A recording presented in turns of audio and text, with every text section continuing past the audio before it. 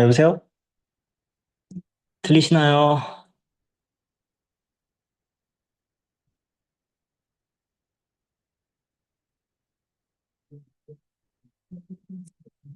음,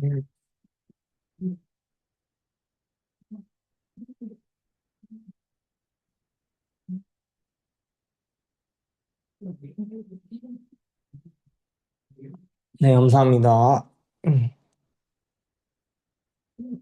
이게, 이번에 이제 스터디를 열었는데, 스터디에서 이제 강의 자료를 이제 영상에 다 올려주니까, 그러니까 올려주기로 다 보니까 사람들이 참여율이 좀 저조한 것 같은데. 예, 일단은 오늘 그 준비한 수업을 성공적으로 좀 마무리 짓도록 하겠습니다.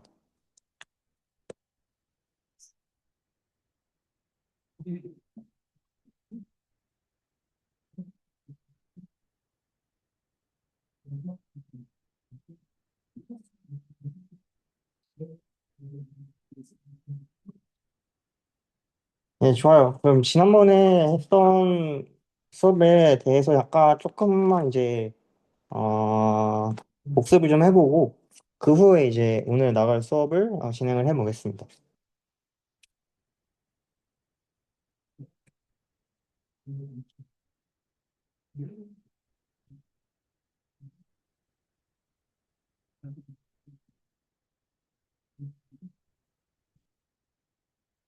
지난번에 저희는 어떤 걸 했냐면은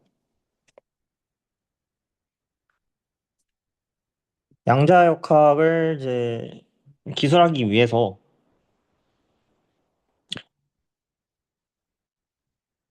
선형대수를 도입을 해서 양자역학 그 1장에서 배웠던 내용이랑 2장에서 배웠던 내용을 선형대수라는 이 수학적 언어로 어떻게 표현이 가능한가를 다뤘었습니다. 그래서 음, 얘기했던 거를 이제 간단하게만 얘기를 해주면은 저희가 1장에서 했던 거, 2장에서 했던 거를 다 살펴보면은 결국은 슈레딩거 방정식을 푸는 게 목적이었어요.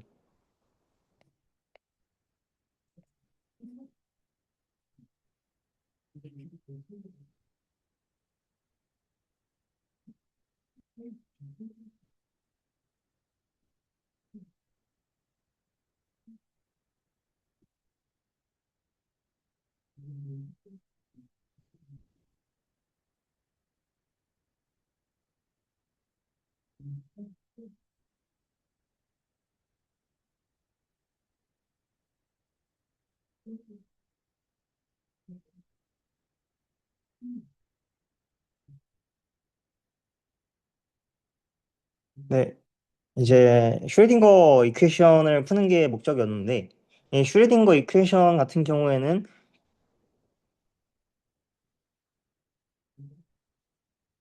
선형대수의 고유값 문제와 대응이 됩니다.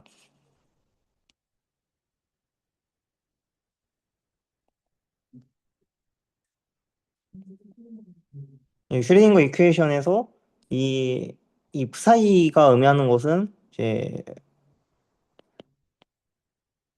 저희가 다뤘던 파동함수였었고 그리고 이 H 기호는 해밀토니안 연산자였었고 그리고 E의 의미는 이제 에너지 아이겐 스테이트를 의미했었습니다. 예, 파동함수로 나타낼 수 있는 물리적 상태는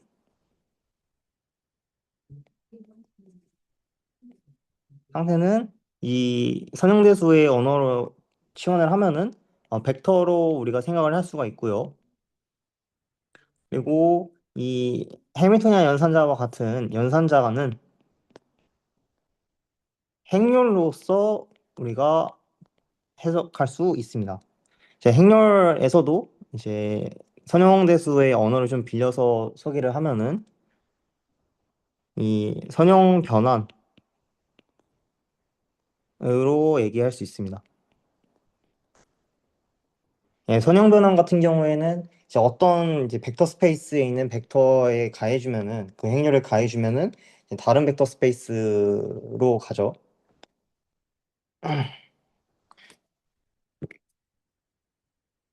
어, 이렇게 이제 저희가 생각을 해볼 수 있었고, 그리고 이제 물리량이라는 게 있었습니다. 이제, 이제 물리량 같은 경우에는 우리가 고유값에 대응할 수 있다. 그래서 각각에 있는 세 가지 물리적 개념을 좀 예시를 들어가지고 말씀드리면은, 물리적 상태 같은 경우에는 저희가 앞에 썼던 이 파동 함수를 얘기를 할 수 있을 거고요. 그리고 연산자 같은 경우에는 저희가 주구장창 쓰는 해밀토니안 연산자 같은 게 있을 거고, 그리고 이제 물리학 같은 경우에는 그 E 이제 에너지 아이겐 에너지 스테이트로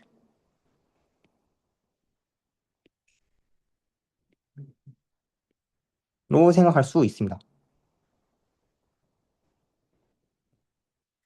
예, 그리고 이제 선형대수를 얘기를 하고 학부 1학년에서 배우는 선형대수랑은 조금 거기서는 다루지 않는 내용을 말씀드릴 텐데, 그게 어떤 거냐면은 힐버트 스페이스라는 개념이에요. 그리고 힐버트 스페이스가 뭐냐면은 이제 벡터의 공간인데, 양자역학에서는 함수 공간을 얘기를 해야 된단 말이에요. 근데 함수 공간이 연속적인 인덱스를 가져요.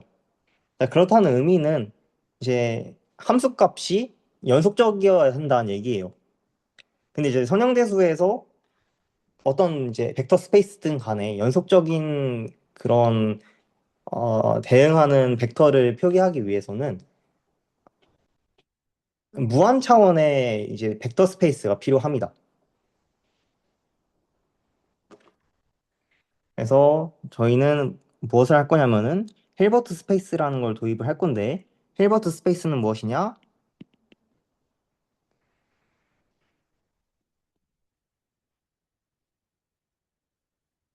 힐버트 스페이스는 이제 컴퍼트 이너 스페이스다. 그리고 이제 힐버트 스페이스 같은 경우에는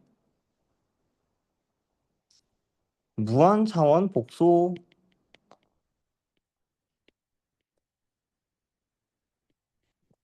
벡터 공간입니다. 이렇게 얘기할 수 있습니다. 제 컴플리트 이너 스페이스가 무엇이냐? 제 컴플리트라는 말은 이제 완전하다라는 뜻이고요. 완전하다는 얘기는 이 벡터 스페이스 안에 있는 이 벡터 스페이스를 이루는 기저들이 있을 거 아니에요? 제 베이시스들의 합으로 임의의 벡터를 표현할 수 있다. 그것들을 이제 선형결합으로 표현할 수 있다라는 게 이제 컴플리트 스페이스, 아니, 컴플리트라는 뜻이고요. 이제 두 번째로 이너 스페이스라는 경우에는 이 벡터 스페이스 안에서 내적이라는 게 정의가 된다. 이렇게 생각할 수 있을 것 같습니다.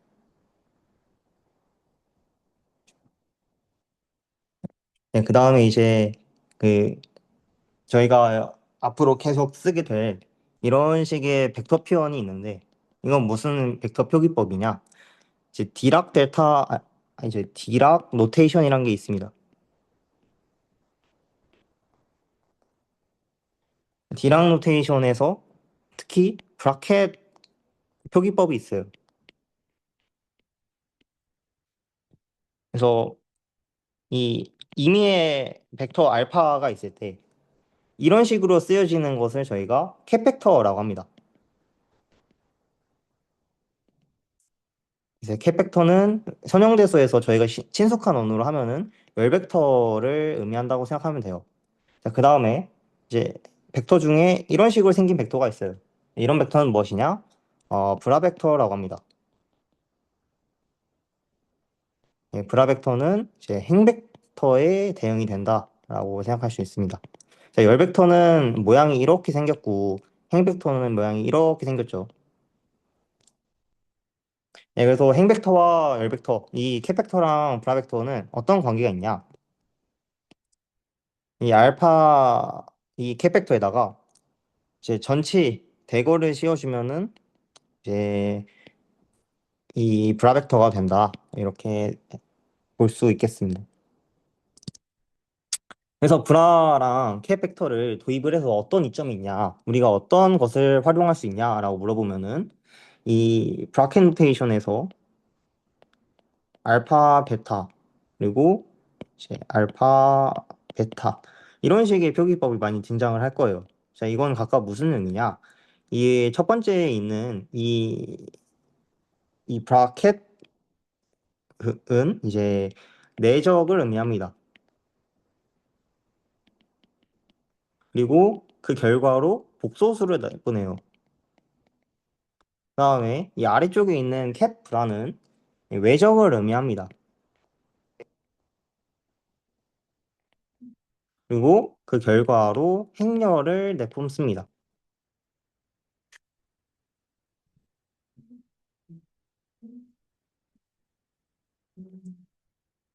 예, 뭐 이 정도 알아두시면 될 것 같고 앞으로 이제 오늘 쓰면서 저런 게 저렇게 쓰이는구나 저런 이제 수학적인 뭐 표기법이 있구나 정도로 뭐 생각해 주시면 될 것 같아요.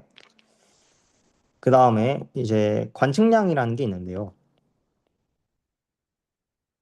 이제 관측량이라고 해서 뭐 영어로는 observable이라고 하는데 자, 관측량이 무엇이냐? 예를 들어서 뭐 위치 같은 것도 관측량이 될 거고요. 그다음에 운동량 같은 경우도 뭐 관측량이 될 거예요. 그런 임의의 관측량에 대해서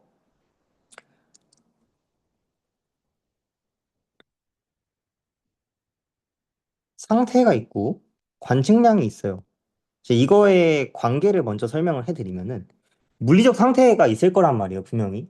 어떤 임의의 벡터로 표기되는 물리적 상태가 있을 텐데 그 물리적 상태에서 그리고 물리량 그거에 대응하는 물리량 한번 생각을 해볼게요. 상태는 어떻게 나타내시냐면은 이 파동 함수였고 관측량 같은 경우에는 연산자로 나타나죠. 그래서 이 둘은 서로 달라요.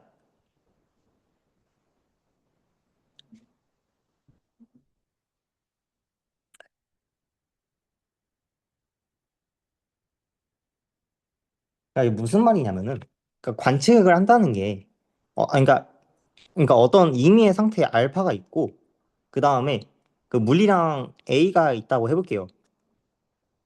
그러면은 이 알파에다가 A라는 것을 좀 생각을 해보자 이거예요. 그러면은 관측량을 좀 내가 알고 싶다고 하면은 얘는 이런 식으로 저희가 써볼 수가 있어요. 그러니까 이게 무슨 의미냐? 어, 관측을 해서 고유값 A가 나왔다라는 뜻이에요.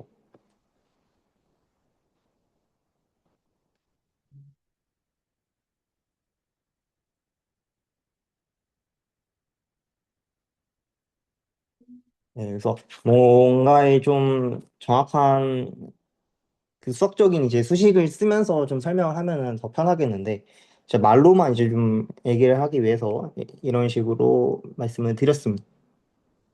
네, 그 다음에 이제 이 옵저버블 할 때 반드시 알아야 되는 게 있는데 그게 뭐냐면은 허미션 연산자예요. 허미션.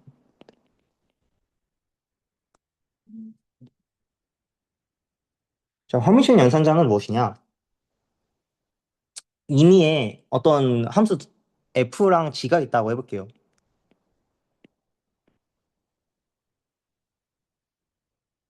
그래서 이제 모든 f와 g에 대해서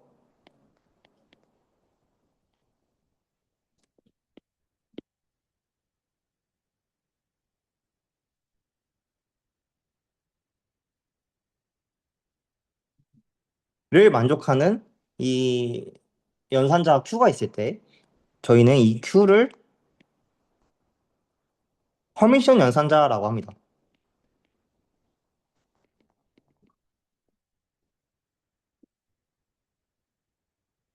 동현님 들어오셨네. 음,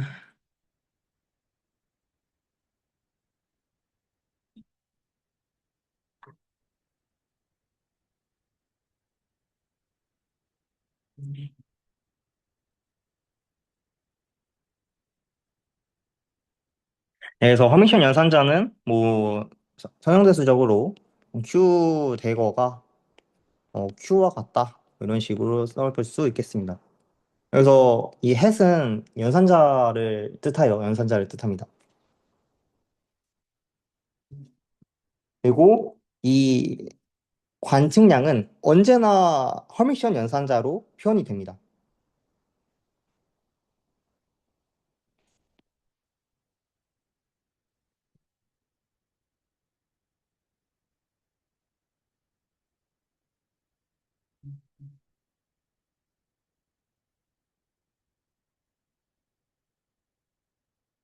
네, 그래서 이제 앞에서 배웠던 것들에 조금 간단한 리뷰를 했습니다. 네, 간단한 리뷰를 했고 그 이후에 오늘 배울 내용으로 넘어가 보도록 하겠습니다.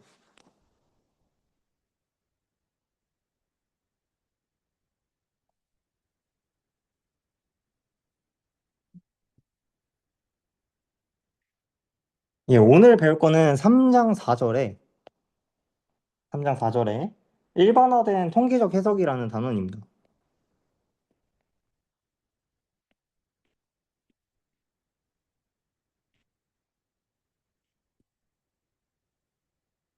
사실 저희는 이 양자역학을 배우면서 앞단원에서 통계적 해석이라는 말을 여러 번 봤어요. 1장에서는 어떤 걸 봤냐? 1장에서는 입자를 특정 위치에서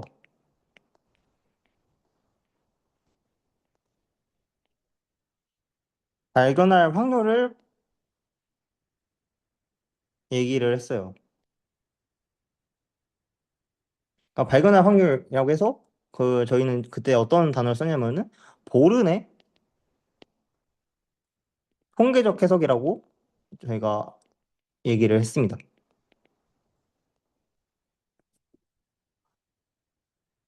그리고 2장에 들어가서는 어떤 걸 배웠냐면은 이 에너지를 측정했을 때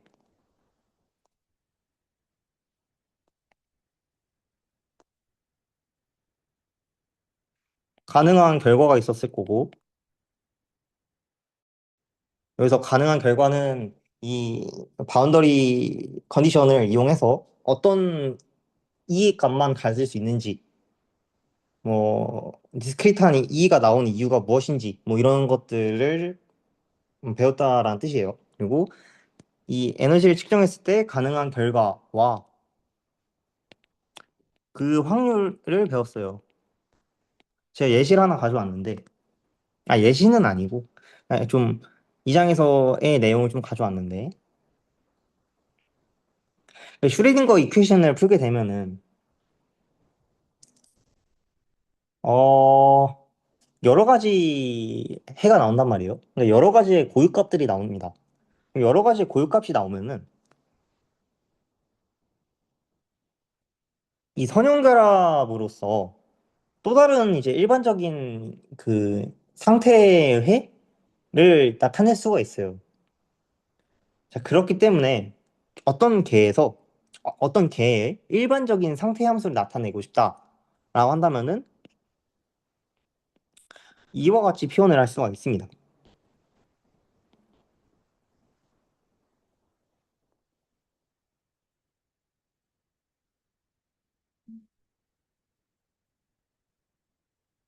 이 말은 무엇이냐? 그러면은 아 이제 슈리딩거 이퀘이션에서 나오는 n이 1인 이제 해가 있을 것이고 l인 1인 상태 해가 있을 것이고 n이 2인 상태 해가 있을 것이고 n이 3인 상태 해가 있을 것인데 그 모든 상태 해들의 합이 또 이제 그 개의 해로 우리가 나타낼 수가 있다.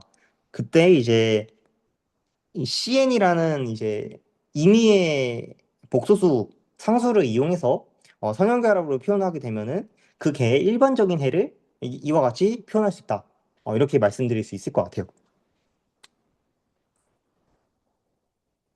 그리고 이제 이거를 제 시간항과 뭐 위치항으로 분리해서 보면은 이렇게 표현을 할 수 있었죠.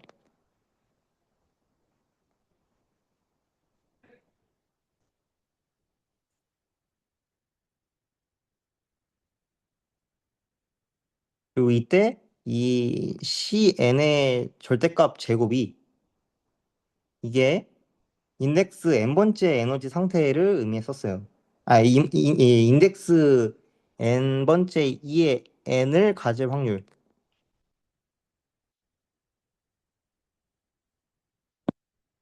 를 의미했었습니다. 그래서 발견할 확률이 여기에 대응된다 이렇게 보시면 될 것 같아요.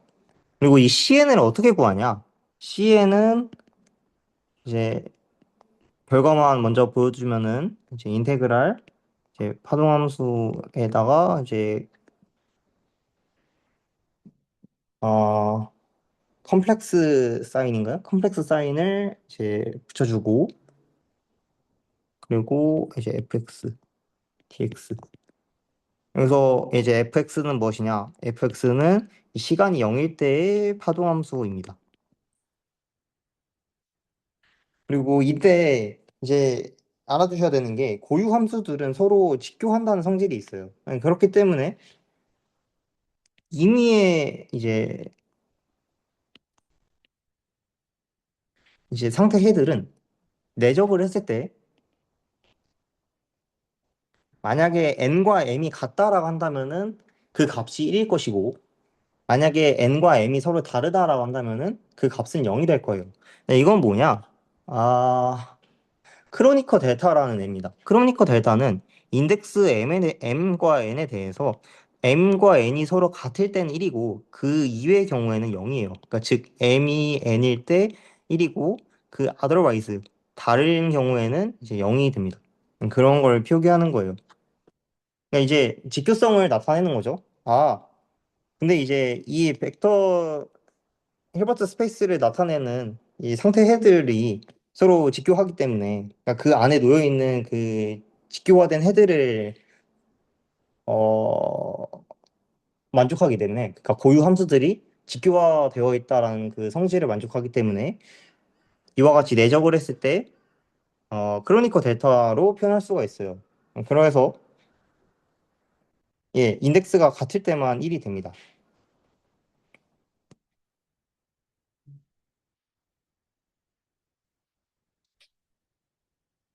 네, 그렇고 그러면 이제 1장에서 뭐 이런 식으로 보르의 통계적 해석을 배웠었고 2장에서는 이제 각 에너지를 가질 확률을 어떻게 표현할 수 있었는지를 배웠었습니다. 근데 오늘 배울 거는 일반화된 통계적 해석을 배울 거예요. 어떤 상태에 psi가 있으면은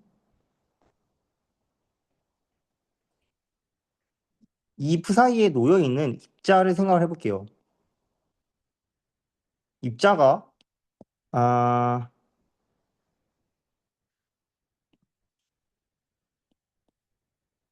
입자에 대해서 관측 가능량, 관측량 이제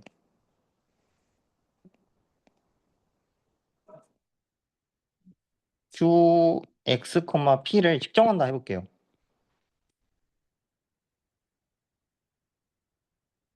그러면은 이제 결과가 반드시 에르미트 연산자의 그러니까 반드시 결과로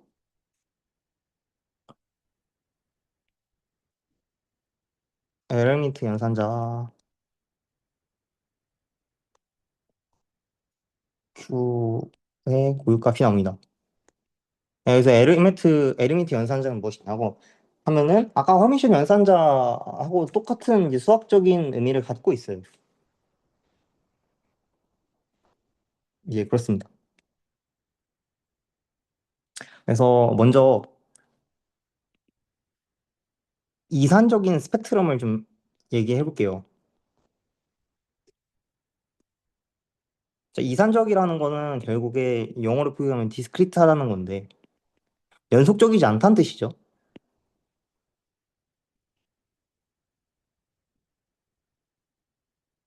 예, 그럼 결국에 이 말은 무슨 말이냐? Q의 스펙트럼이 불연속적이라는 거예요.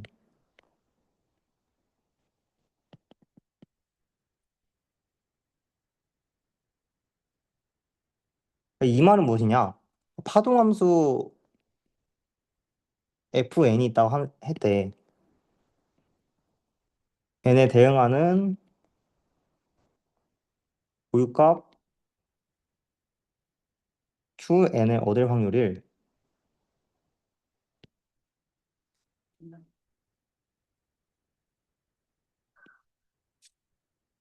이렇게 쓸 수 있다는 뜻이에요. 아까 예시랑 똑같은 경우죠. 정확히 똑같은 경우예요. 아까도 이제 디스크릿하게 n이 1일 때 n이 2일 때 이런 식으로 나타낼 수 있었고 지금 같은 경우에도 그렇게 똑같이 나타낼 수 있기 때문에 확률이 cn의 절대값 제곱이 나온다는 것은 어색하지 않습니다.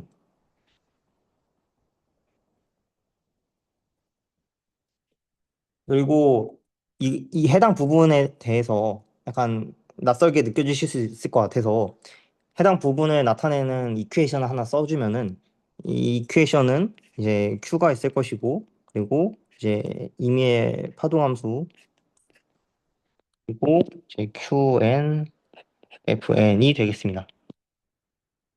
저희가 익히 아는 그 슈딩거 이퀘이션 폼과 유사하죠. 유사한데 여기에 이제 observable 오퍼레이터가 들어간 거고 그리고 여기에 이제 observable 오퍼레이터에 대응하는 이제 고유값 아이겐 밸류가 들어간 것입니다.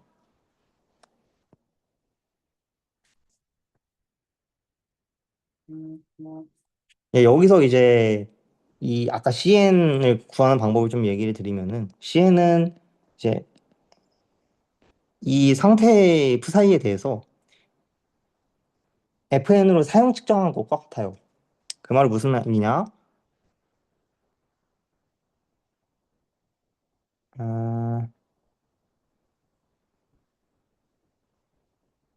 아, 예. 그러면서 이거 무슨 말 무슨 얘기냐면은 이거를 이제 수식으로 나타내면은 fn x 이제 스타 사이 x, t인데 여기서 당연히 이제 정규 직교화된 그런 파동함수가 정규 직교화되어 있어야 되니까 이제 인테그랄 아니죠. 시그마 cn의 제곱 그러니까 확률의 모든 합은 1이 돼야 돼요. 그렇기 때문에 이런 식으로 우리 표현을 할 수 있을 것 같아요. 그럼 결국에 이 observable q의 기대값은 어떻게 되냐? observable q의 기대값은 이제 qn 곱하기 cn의 제곱이 됩니다. 그러니까 무슨 얘기냐? 여기서 각각의 항을 좀 생각을 해보면은 각각의 텀에 대해서 각 결과값이고, 그러니까 qn은 각 결과값을 의미하는 거고, 그다음에 이제 cn의 절대값 제곱은 각각의 확률을 의미합니다. 그러면은 이제 기대값을 얘기를 할 때, 결과가 어떻게 나왔고, 그러니까 각각의 결과에 대해서 각각의 확률이 대응하는 확률이 있을 거 아니에요? 그러면 그 확률을 곱해주면은 그 결과가 나올 가중치를 우리가 얘기를 해볼 수 있을 것이고, 이제 전체 확률이 1이라고 했을 때 각각의 가중치는 이제 각각이 일어날 확률을 의미하겠죠. 그러니까 그리고 이제 다 합쳐버리면은 이제 관측량 Q의 기대값이 나온다. 이렇게 얘기해 볼 수 있겠습니다. 음, 여기서 어, 아까 이퀘이션이라고 했잖아요. 이건 이퀘이션은 아닌 것 같고 그 만족하는 식이긴 한데 이퀘이션이라는 그런 그러니까 풀어야 되는 이퀘이션이라고 얘기를 하려면은 이 fn이라는 고유 함수 대신에 푸사이를 써야 좀 좋을 것 같아요.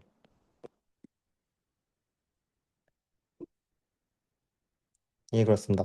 그러나 이제 Q의 이제 고유 함수가 fn인 것은 변함이 없다.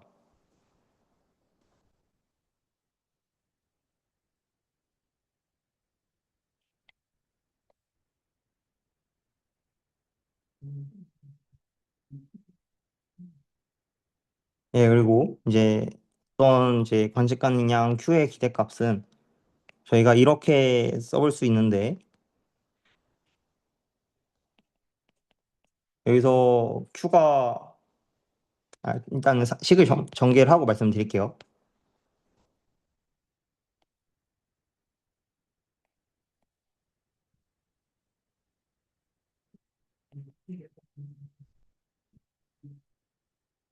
이렇게 표현을 할 수 있을 것이고 이때 QFN이 QNFN이니까 아까 썼던 식이죠. 그래서 해당 Q의 기대값은 Q의 기대값 여기 썼는데 뭐 햇을 붙여도 되고 안 붙여도 되는데 아무튼 그러니까 Q의 기대값은 이제 이렇게 표현할 수 있을 거예요. 시그마 n 프라임 시그마 n cn 프라임 cn.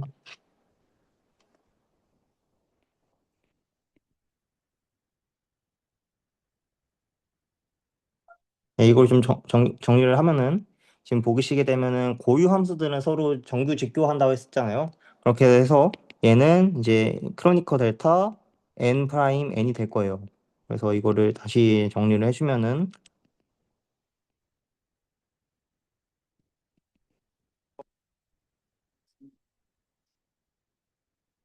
이렇게 쓸 수 있습니다. 네, 그러면 얘를 다시 쓰게 되면은 시그마 n qn의 cn 제곱. 왜 이렇게 되냐?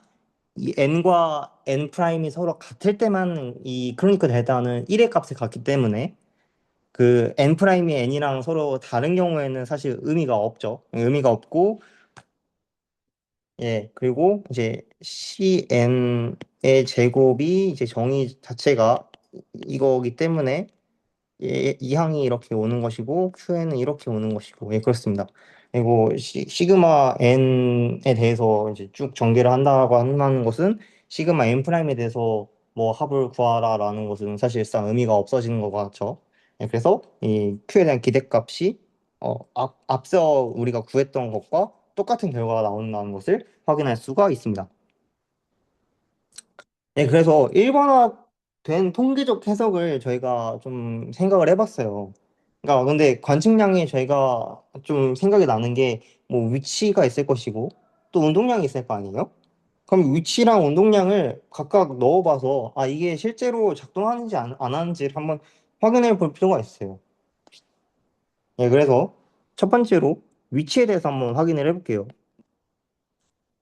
자, 위치에 대해서 확인한다는 것은 이 고유 함수가 이 델타 함수로 된다라는 것과 똑같습니다. 그러니까 무슨 말이냐면은 x 스페이스가 있다고 했을 때 x 스페이스가 있다고 했을 때 이 x축 상에서 내가 어떤 위치를 정확히 알고 싶어요. 정확히 측정하고 싶어요. 그렇다는 얘기는 이 파동 함수로 나타냈을 때 이런 식으로 한 점에서만 그 값이 나와야겠죠. 그리고 그 값이 나온다라는 것을 이제 수학적인 표현으로 디락 델타 함수로 표현할 수가 있습니다. 이 디락 델타 함수 같은 경우에는 이제 1, 0의 값을 갖는데 1, 0, 이제 1, 0이 아니죠. 1, 0이 아니고 무한대 0의 값을 갖는데 이제 무한대인 경우에는 x가 그 스팟일 때 여기서는 이제 델타 x니까 오리진의 때일 것 같고 그리고 0일 때는 x가 0이 아닐 때 예, 이런 상태를 의미하게 됩니다. 그러니까 즉 무슨 말이냐면은 위치를 내가 측정하고 싶다. 위치를 측정하고 싶다 했을 때 고유 함수가 델타 함수가 나온다. 디락 델타 함수가 나온다. 이렇게 생각할 수 있겠습니다. 그리고 이 델타 함수는 그 저희가 만족해야 되는 정규 직교 조건도 만족을 합니다. 그러니까 무슨 얘기냐면은 델타 함수를 이 0, 그러니까 마이너스 무한대에서 플러스 무한대까지 적분을 한다고 했을 때 이 값이 항상 1이에요. 그 말은 무엇이냐면은 이 파동함수의 정규화 조건도 만족시킨다는 뜻이죠.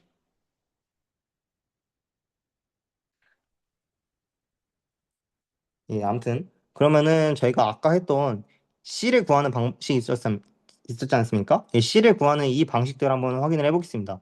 예, 확인을 해보면은 이번에는 오리진이 아니라 어떤 임의의 x 프라임 점에서 이 위치가 측정됐다라고 해볼게요.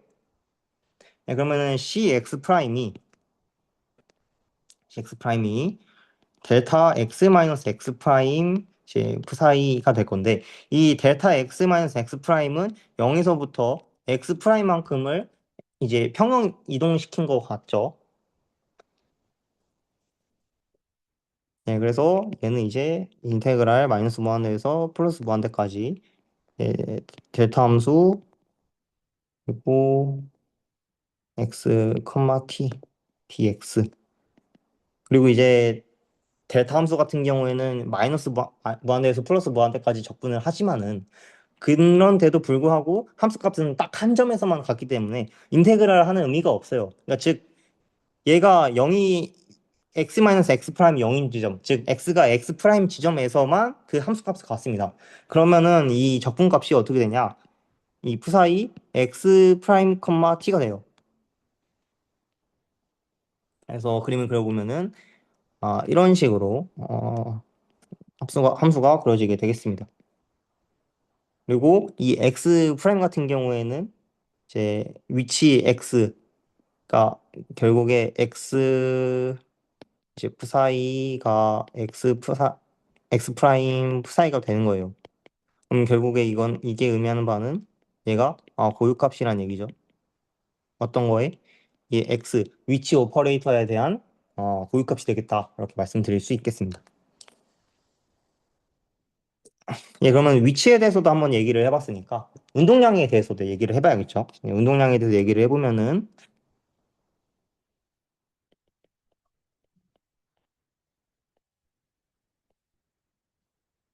운동량에 대해서 아까처럼 얘는 저희가 델타 함수라고 얘기를 했잖아요.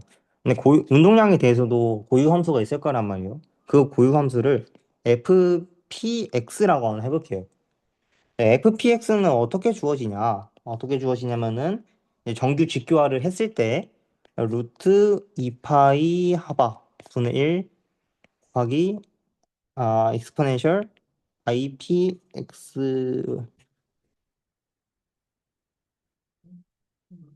난 하바가 되겠습니다.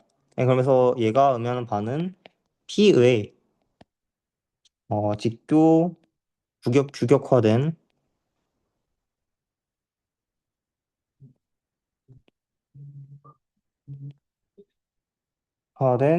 고유 함수다라고 얘기할 수 있겠습니다.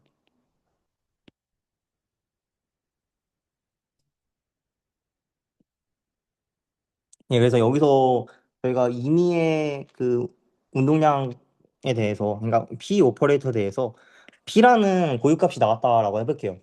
그러면은 CP가 아까와 마찬가지로 이런 식으로 쓸 수 있겠죠. 네, 그러면은 얘를 제가 계산을 해주면은 계산 결과는 좀 복잡하기 때문에 제가 한번 식을 보여드릴 테고 그다음 나중에 이제 한번 스스로 해보시면서 AI한테 물어보고 혹은 이제 저한테 이제 연락을 주셔가지고 물어보셔도 될 것 같고 그렇게 하셔서 이제 수학적인 그러니까 계산적인 측면은 해결하시면 될 것 같고 저는 이제 그러니까 과정이랑 그러니까 약간 간략한 과정이랑 그런 결과만 말씀을 드릴게요. 예, 그리고 이제 해당 계산은 꽤 중요합니다.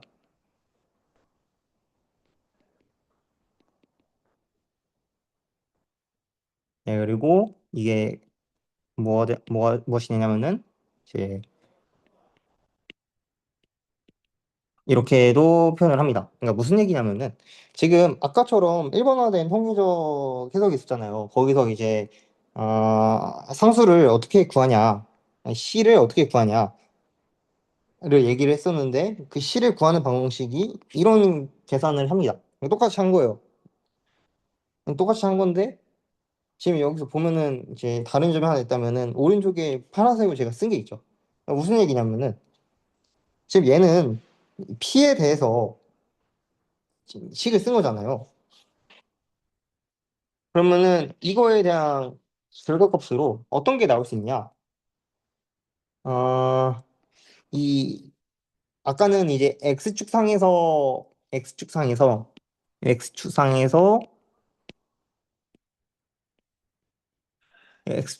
이제 파동함수를 나타낼 수 있었는데 여기선 이제 조금 다르게 P축 상에서 그러니까 모멘텀 상에서 모멘텀을 축으로 갖는 그 함수를 그릴 수 있다라는 것이죠. 그래서 이제 모멘텀 스페이스 위에 놓여진 웨이브 펑션이다 이렇게 얘기를 할 수 있겠습니다. 그리고 이 연산을 저희가 뭐라고 하냐면은 풀의 변환이라고 해요. 이제 풀의 변환 같은 경우에는 물리학에서도 굉장히 중요하고 여러 공학적인 측면에서도 굉장히 중요하고 수리물리 그리고 공학수학에서 반드시 다루는 분야이기도 합니다. 예, 꼭 알아두시면 좋을 것 같고 그다음에 이제 풀의 변환이 있으면은 역풀의 변환도 있어요. 역풀의 변환은 뭐냐면은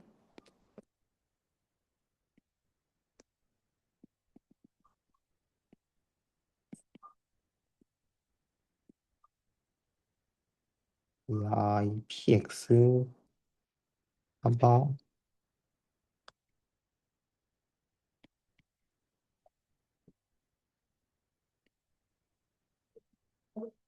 예, 보면은 여기는 이제 모멘텀 스페이스에서 그려지는 파도 함수 웨이브 펑션인 거고, 여기는 이제 어 포지션 스페이스에서 그려지는 웨이브 펑션인 거를 우리가 알 수 있습니다. 예, 그래서 이거를 저희가 뭐라고 하냐면은 역풀이의 변환이라고 해요. 네. 그리고 해당 두 가지 식을 좀 수학적으로도 굉장히 중요한 식이니까 공부하셨으면 좋겠습니다. 예, 그래서 해당 부분에 대해서 코멘트를 좀 남겨보면은 저희가 지금 일반화된 통계적 해석에 대해서 공부를 했고 그 수식이 어떻게 전개되는지도 확인을 했어요.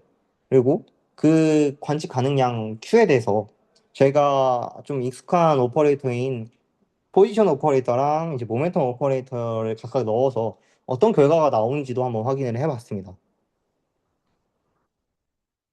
네, 그래서 이제 결과를 확인을 해보니까 좀 잘 작동한다는 것을 우리가 확인할 수가 있었고,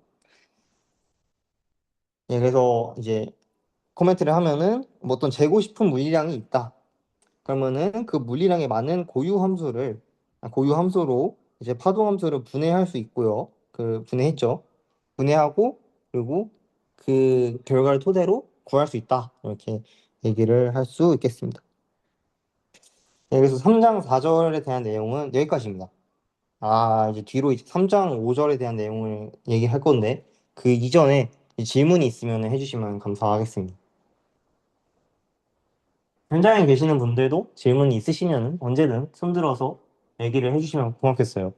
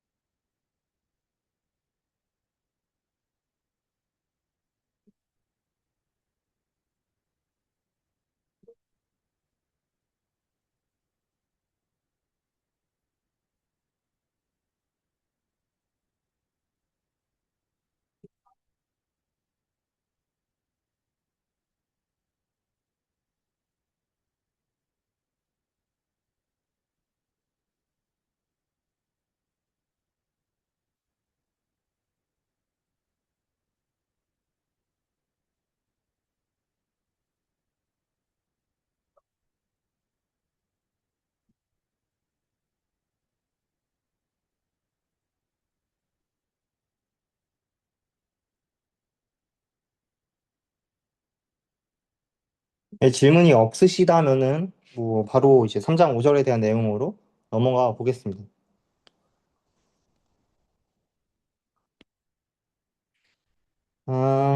3장 5절은 저희가 2장에서 어떤 걸 했냐면은 불확정성 원리 잠깐 다뤘었어요. 네, 잠깐 다뤘었는데 어떤 이제 포멀리즘한 그런 부분은 3장에서 다룰 거니까 지금 당장은 넘어가자라고 이제 얘기를 해서 가볍게 넘어갔던 걸로 기억을 합니다.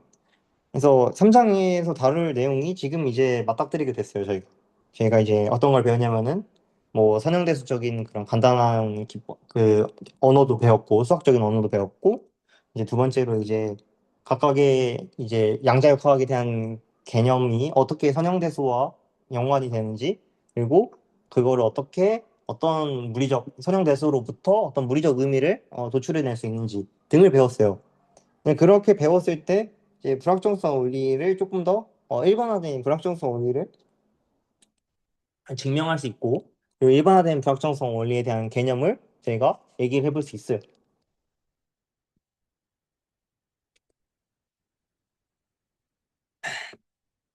그래서 3장 5절 내용을 바로 시작을 하면은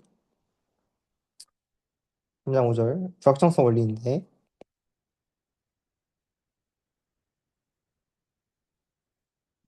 이 불확정성 원리에서 앞에 배웠던 거를 잠깐 가져와 보면은 관측량이 있을 때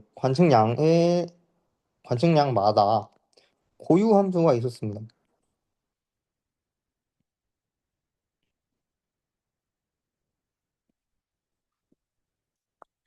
고유 함수가 관측량마다 있었어요. 근데 뭔가 두 개 혹은 그 이상의 관측량을 동시에 측정한다라고 한다면 어떨까요?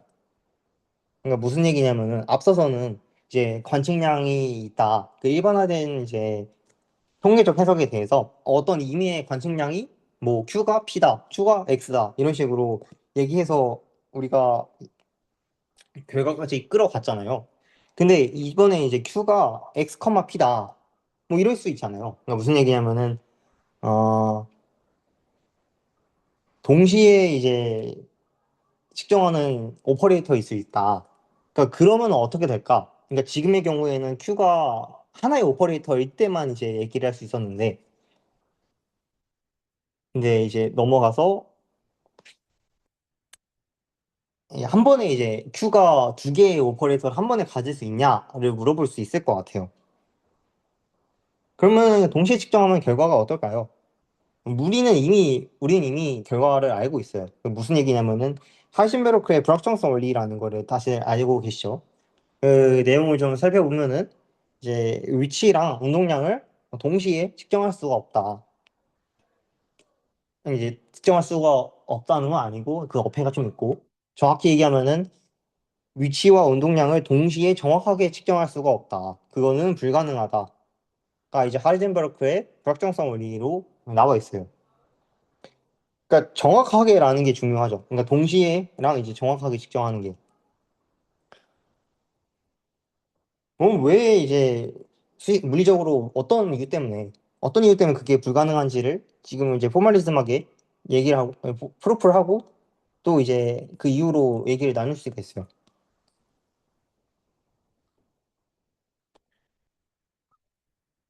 네, 그래서 이제 함수 f랑 g를 이제 도입을 할 건데 각각 어떻게 도입할 거냐면은 f는 a 햇 마이너스 a 기대값 그 사이 g는 b의 햇 마이너스 b의 기대값 그 사이 이렇게 표현할 수 있겠어요.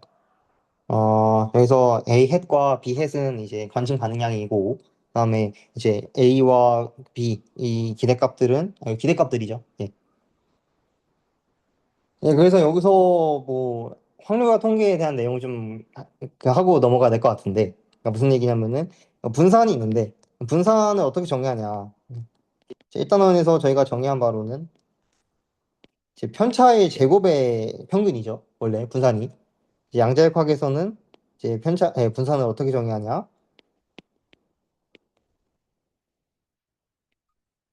예, 이렇게 정의할 수 있겠습니다. 예. 그래서 이 각각의 F와 G에 대해서 분산을 좀 구해보면은 F에 대응하는 이제 표준 편차를 시그마 A라고 한번 해볼게요. 시그마 A 제곱은 F 내적하는 것과 같고, 그리고 얘는 아, 예, 내적한 것 같죠. 그다음에 시그마 B는 G를 내적한 것 같습니다. 그러니까 무슨 얘기냐면은 얘가 그 값이 결과값이 뭐냐면은 음,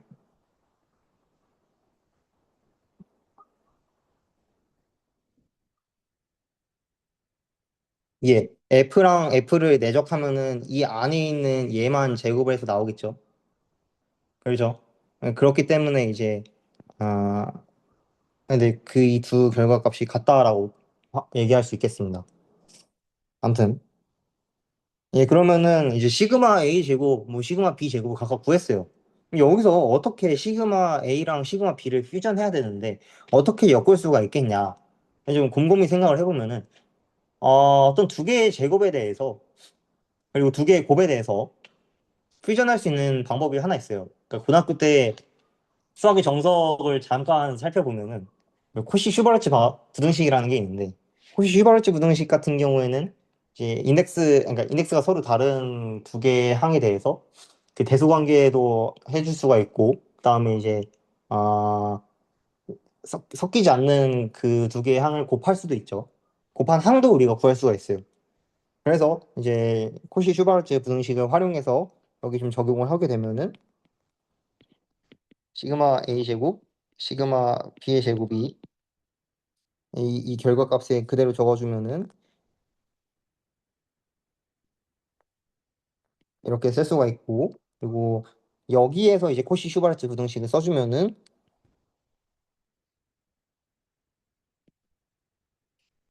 로 쓸 수 있겠습니다. 예. 그래서 이거를 이제 가져와서 보시면은 이제 가져와서 보시기 전에 일반적으로 어떤 복소수 Z가 있다고 해볼게요. Z. Z의 크기를 구하는 거는 이렇게 구하죠. 그리고 Z는 복소수이기 때문에 이미지너리 파트, 그러니까 허수부랑 그다음에 이제 그 실수부가 있을 거란 말이에요. 얘를 리얼 C 그리고 이미지너리 C 이렇게 얘기할 수 있을 거예요. 자, 그러면은 Z 제곱은 당연히 아, 이렇게 쓸 수 있겠죠. 그죠? 이렇게 쓸 수 있을 것이고 얘는 항상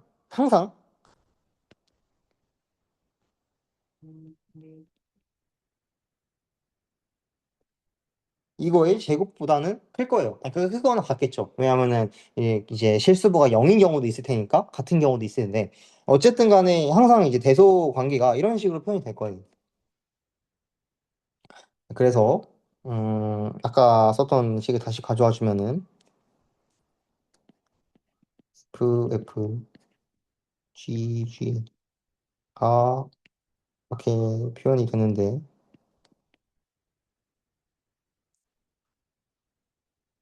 이때 FG의 결과가 이미지너리의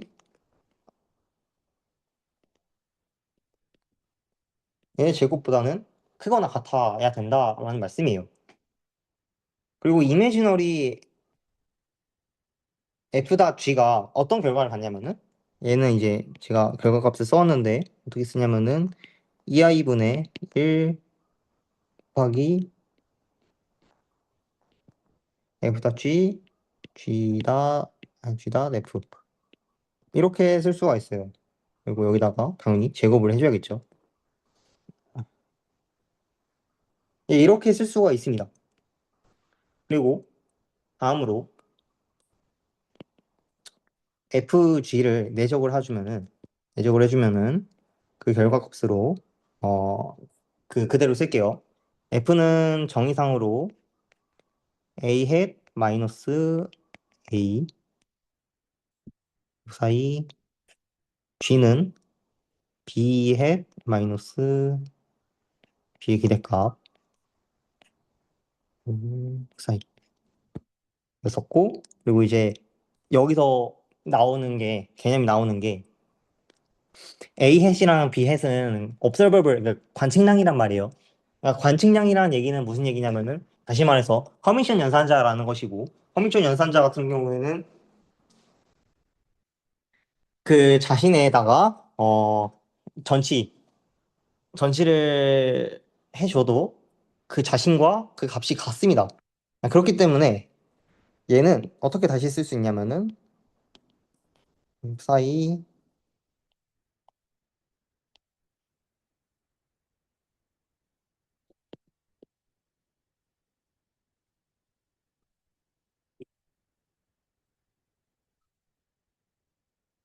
다시 쓸 수가 있어요. 여기서 이제 좀 옆에다가 언저리로 좀 얘기를 해주면 허미션 연산자라는 게 있는데 허미션 연산자 허미션 연산자가 어떤 내용이냐 허미션 연산자 Q에 대해서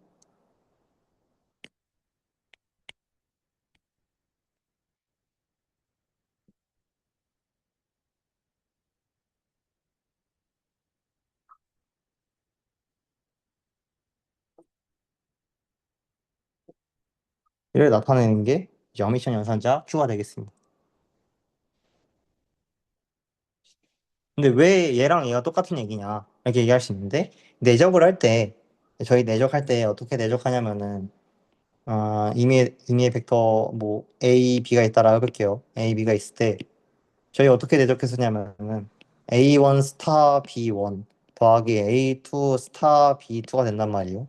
그러면은 A에 있는 그 연산자가 B로 간다라고 했을 때 어떤 결과가 나오냐면은 전치를 어느 곳에서는 어느 파트에서는 하고 어느 파트에서 안 한단 말이에요. 그럼 다른 파트로 넘어갔을 때 그 값이 그 결과 값이 그 전치를 해야 말이 되겠죠. 예, 그런 이유 때문에 얘기를 드리는 겁니다. 예, 아무튼 그래서 계속 가던 이제 수식을 이어 써주면은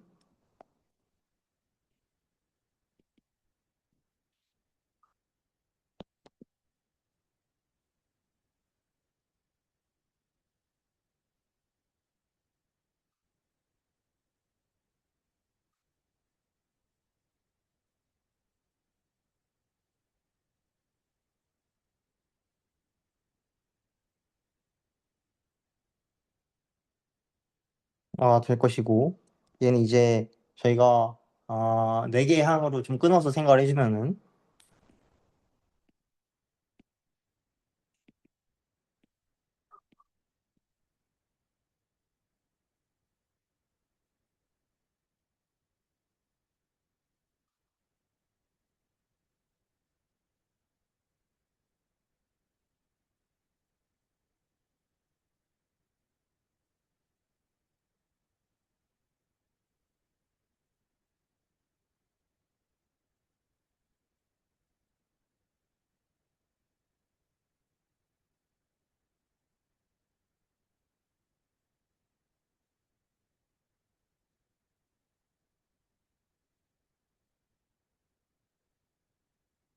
로 쓸 수가 있어요.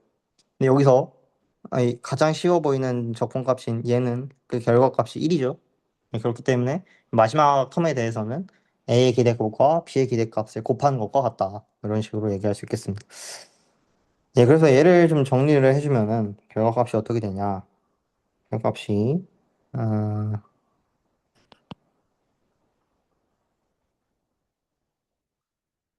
마이너스 B A 마이너스 A B 더하기 A B로 쓸 수 있을 거예요. 여기서 보게 되면은 여기 사인이 플러스니까 얘도 플러스가 되겠죠? 예.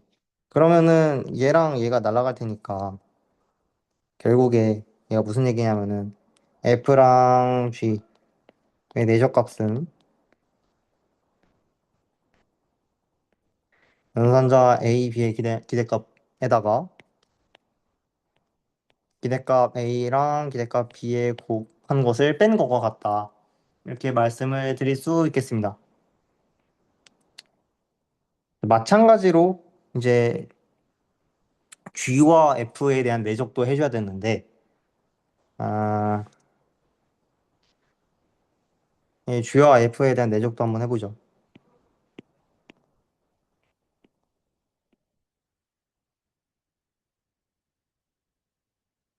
G와 F에 대한 내적을 해주면은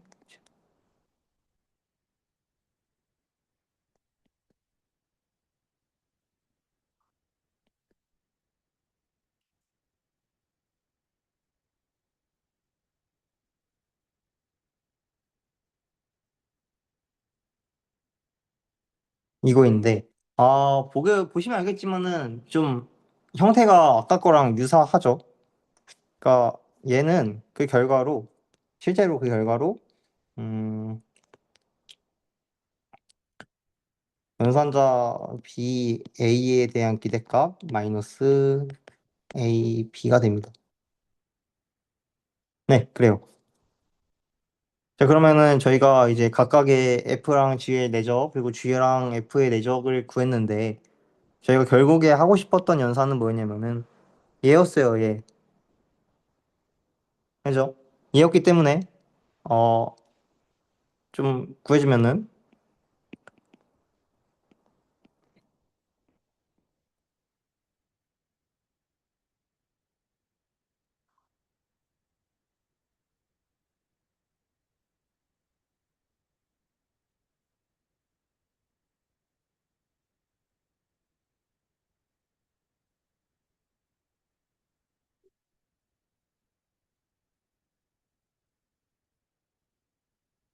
입니다. 아, 여기서 이제 얘랑 얘는 서로 같은 값이니까 날아가고 결과를 정리하면은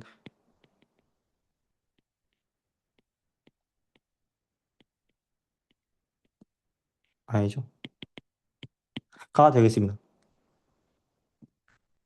그러면 이게 실제로 워킹한지는 좀 볼게요. 그러니까 무슨 얘기냐면은 지금 이렇게 구한 게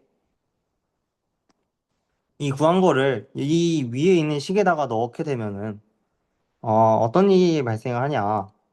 시그마 A 제곱 시그마 B의 제곱이 2i분의 1 곱하기 AB에 대한 기대값 마이너스 BA에 대한 기대값의 제곱.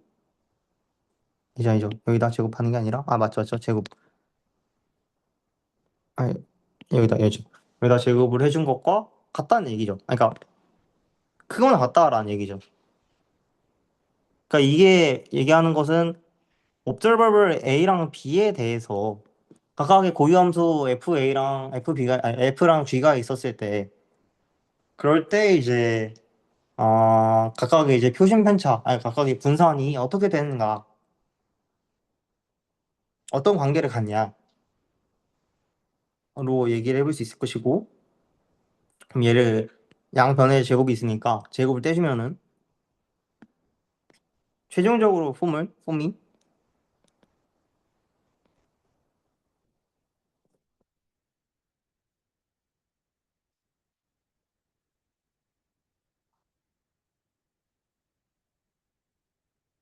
이렇게 적을 수가 있어요. 이게 이제 일반화된 불확정성 원리입니다. 그거 이제 폼이에요. 근데 폼인데 여기서 보게 되시면은 좀 생소한 표현이 있으실 텐데 대괄호로 쓴 이게 뭐냐? 대괄호로 쓴 이 형식은 얘는 이제 그러니까 오퍼레이터 두 개에 대해서 이런 식으로 쓰게 되면은 이제 커뮤테이터 연산자라고 해요. 커뮤테이터 연산자라고 하고 A B 마이너스 B A를 의미합니다. 만약에 A랑 B가 서로 가완적이다. 그러니까 순서에 상관없다. 그러니까 그 오퍼레이터를 취하는 거에 순서가 상관이 없다라고 한다는 것은 A, B랑 B, A랑 서로 같은 값이기 때문에 0이 나오겠죠. 근데 만약에 이제 시간 선후 관계가 있다라고 하면은 AB-BA가 그 결과값이 0이 나오지 않을 것입니다. 예, 뭐 이런 식으로 해석을 할 수가 있어요. 여튼 그냥 이제 형식적으로 선형세수적으로는 단순하게 이런 기호가 나오면은 음 이렇게 이제 이런 식으로 써준다. 아, 그래서 여기 보게 되면은 AB 빼기 BA였죠. 아, 뭐 좀 조금 더 이제 정확하게 쓰면은 기대값이어야 되죠. 정확히는 예, 이렇게 쓸 수 있겠습니다. 그러면 이제 이게 일반화된 그거예요. 일반화된 이제 불확정성 원리의 폼. 그럼 저희가 이게 진짜로 워킹하는지 이게 잘 작동하는지를 확인하려면은 여기다 한번 저희가 아는 거를 좀 넣어봐야겠죠. 자, 뭘 넣어볼 거냐? A를 X라고 하고 B를 P라고 한번 해볼게요.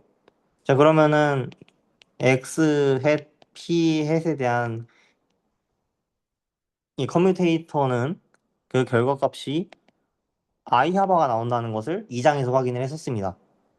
예, 그거를 이제 적용을 해줄 건데, 자, 그렇다고 하면은 이제 시그마 X, 시그마 P가 뭐보다 커야 되냐면은 2i분의 1 곱하기 I 하바보다 커야 돼요.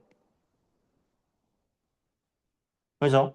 근데 이제 2i분의 1 곱하기 I 하바는 그 값이 뭐냐 하면은 2분의 하바란 말이에요. 예, 그래서 결과적으로 얘가 하는 말은 시그마 X, 시그마 P가 2분의 하바보다 그 곱이 2분의 하바보다는 커야 된다라는 얘기를 하는 거예요, 지금. 예, 그러면은 이거에 대한 물리적 의미는 X가 만약에 델타 함수였다고 해봅시다. 예, 델타 함수였다는 것은 위치를 정확하게 측정했다는 것이죠. 그러면 위치를 정확하게 측정했다는 것은 시그마 x가 거의 0에 수렴한다는 거예요. 맞죠? 근데 0이 거의 0이 수렴하는데 시그마 p 곱하기 시그마 x가 2분의 하바보다 크기 위해서는 시그마 p는 어디로 가야 됩니까? 무한대로 가야 돼요. 무한대로. 맞나요? 그럼 반대로 시그마 p가 좀 정해졌다라고 해봅시다.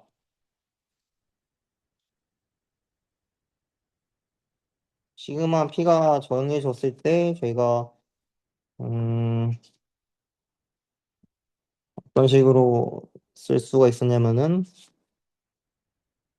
예제가 여기 있었을 텐데.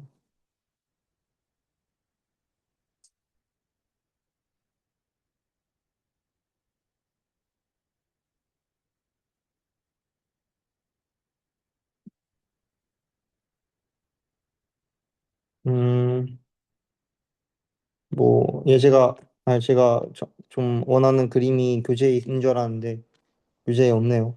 교재 없으면은 뭐 어떻게든 해봐야죠. 아무튼 뭐 P 오퍼레이터 대해서도 여긴 이제 축이 X인 거고 P축에서도 그릴 수 있잖아요. P축에서 임의의 P 값을 정확하게 측정했다고 해볼게요. 운동량을. 운동량을 정확하게 측정했다. 예를 들어서 이제 X에 대해서는 X 제로로 측정했고 P에 대해서는 P 제로로 측정했다 해보세요. 그럼 P 제로에 대해서 측정했다란 정확하게 측정했으니까 당연히 시그마 P가 거의 0으로 향하겠죠. 0으로 수렴하겠죠. 근데 이제 불확정성 원리 내용이 골자가 뭐냐면은 이제 위치 오퍼레이터랑 P 오퍼레이터에 대해서 각각의 곱이 아니, 각각의 이제 표준 편차의 곱이 2분의 하바보다는 반드시 커야 된다. 크거나 같아야 된다라는 게 이제 불확정성 원리인데 P에 대한 이제 표준 편차가 0으로 향한다. 난다는 것은 이제 X에 대해서는 표준 편차가 무한대로 향한다라는 것과 같습니다. 표준 편차가 무한대로 향한다는 것은 어떤 의미냐면은 어, 그 예, 표준 편차가 무한대로 향한다는 것은 거의 위치 또는 운동량을 알 수가 없다라는 뜻이죠. 예, 예, 알 수가 없죠. 거의가 아니라 알 수가 없죠.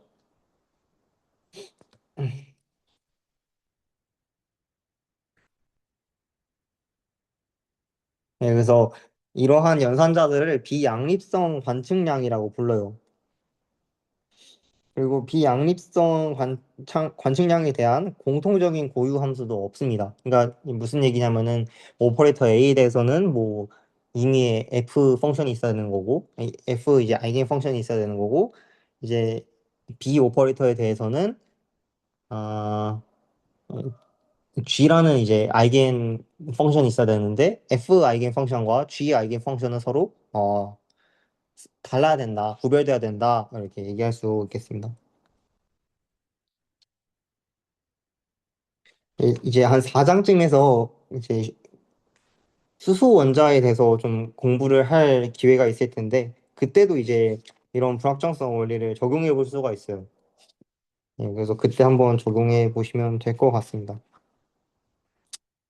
예, 불확정성 원리는 이런 식으로 임의의 두 개의 오퍼레이터에 대해서도 정리하는 게 있을 것이고 그 다음에 이제 에너지 타임 언설턴티 프로 언설턴티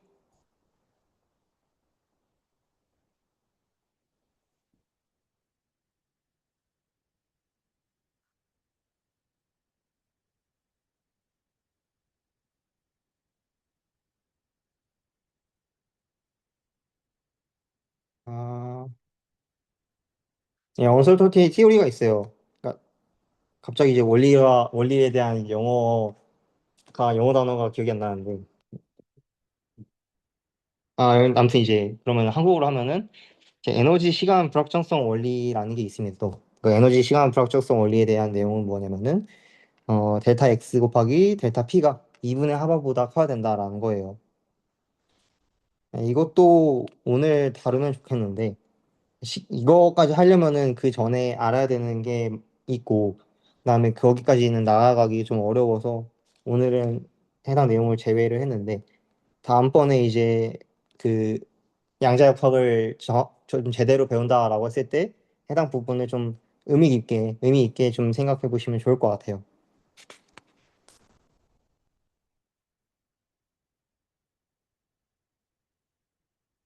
예, 그래서 뭐 에너지 시간 불확정성 원리 같은 경우에는 뭐 입점 물리 하시는 분들한테도 좀 많이 쓰이는 방법이기도 합니다. 그리고 통계 물리 할 때도 굉장히 많이 나와요. 네. 뭐 응집물질 물리를 한다라고 했으니까 뭐 양자 컴퓨팅 할 때 뭐 여러 가지 플랫폼들이 있는데 그 플랫폼들을 구현하는 데 있어서 응집물질 물리를 사용한다. 뭐 여러 가지 이제 학문 분야가 있을 텐데 그것들을 이제 공부하실 때 이 불확정성 원리가 어떤 어떤 의미가 있냐? 어떤 의미가 있냐면은 저희가 어떤 시스템을 생각을 해내잖아요. 그럼 시스템이 진짜로 실제 이제 우리 현상에서 나타날 수 있는 현상이냐를 가장 먼저 확인할 수 있는 방법이 이 불확정성 원리를 만족하냐 안 하냐를 확인하는 거예요. 그러니까 저희가 이제 생각해낸 그런 시뮬레이션이 있을 거란 말이에요. 근데 그 시뮬레이션이 있는데 그 시뮬레이션이 진짜로 워킹하냐는 이제 제일 먼저 봐야 되는 게 이제 불확정성 원리를 만족하냐 안 하냐로 확인할 수 있다는 것이죠. 네, 여튼 그래서 제가 강조하고 싶은 바는 이제 불확정성 원리가 양자역학의 전반부에서 가장 중요한 내용일 수도 있다라고 말씀을 드리고 싶어요. 예, 이렇게 해서 제가 당초 그 계획했던 것보다는 진도를 많이 못 나가는데 어차피 4장 같은 경우에는 그 학부 2학년 이하에서는 듣기가 어려운 내용이 많아서 무슨 얘기냐면 미분방정식과 선형대수랑 예, 이제 플러스 어드밴스 수학을 좀 다룰 줄 알아야지 그 정리를 할 수 있단 말이에요. 그러니까 그렇기 때문에 4장은 저희가 못 나갈 것 같고 그래도 이제 3장의 마지막까지는 저희가 나갔습니다. 그래서 오늘부로 이제 스터디는 종강이 될 텐데 혹시 오늘 수업에서 질문이 있었나요?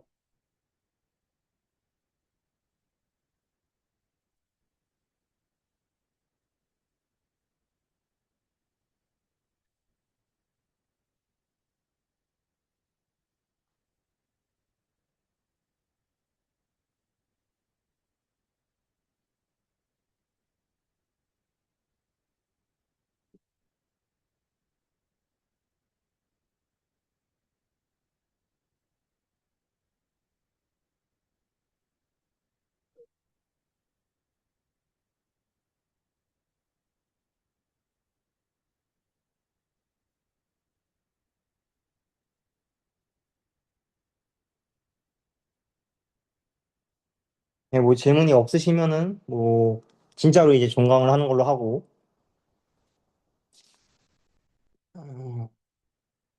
어, 공지사항을 좀 드리면은 제가 요새 좀 일이 있었어가지고 영상 업로드가 좀 늦었어요. 영상 업로드가 좀 늦었는데 그 업로드를 좀 시간이 되는 대로 차례차례 올리도록 하겠습니다. 그리고 올리면은 카톡방에다가 제가 공지를 해드릴게요. 그래서 그 부분을 이제 보시고 공부하시면 될 것 같고 언제든지 제 개인톡으로 연락을 주시면은 제가 어, 연락을 받아가지고 그 질문을 받아드릴 테니까 언제든 연락을 주시면 좋을 것 같아요. 네, 그러면 지금까지 이제 BQM 강의를 했는데 들어주셔서 감사합니다.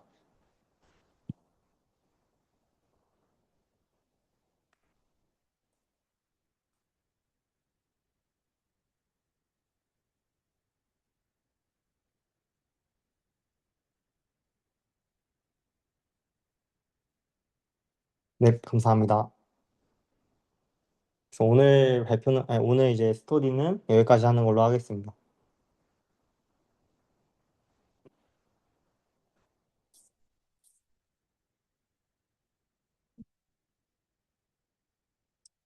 그 저희 그 경희대에서 그 이번에 8월 5일 날에 컨퍼런스를 열 거예요. 그래서 그것도 이제 그 행사가 있다는 것을 인지해 주시면 좋을 것 같아요. 네, 좋습니다. 네, 오늘 수업은 여기까지 하도록 하겠습니다. 참석해 주셔서 감사합니다.